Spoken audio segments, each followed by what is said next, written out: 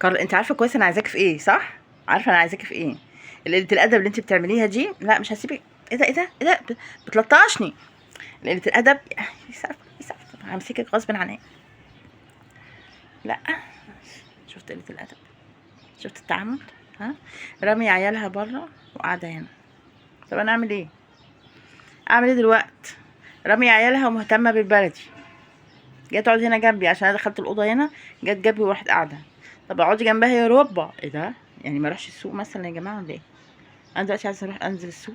ها، اجيب حاجات. اعمل ايه دلوقتي؟ مم؟ العصر قرب يأذن وانا ما عملتش اي شيء، والهانم قاعده تتدلع معايا هنا على السرير. بس انا هندهلها ونطلع بره نشوف هتعمل ايه. بصوا، مضطرين ان انا اقعد جنبها في الارض عشان ترضع، ولما جت ترضع خدت البلدي. واخدين بالكم؟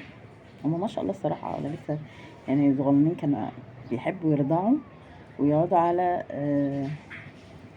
يعني يقعدوا في حضنها عشان هما عايزين كده، فاهميني؟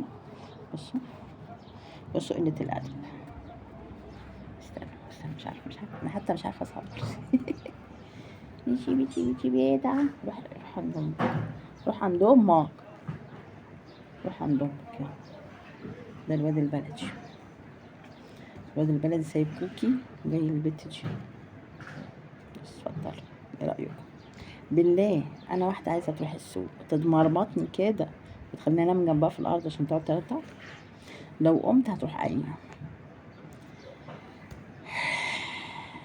كشفت راسي واتجهت عليكي يا شيخة، كشفت راسي واتجهت. ممكن انت تروح ترضع مع كوكي؟ عشان الواد ده مش لاقي. خش حضن ماما، دول اللي تبقوا يعني. ما فيهاش سوق خلاص، هي كده ما فيهاش سوق. من بعد العصر كده ما فيش سوق خلاص، اعمل ايه؟ حسبي الله. سلام.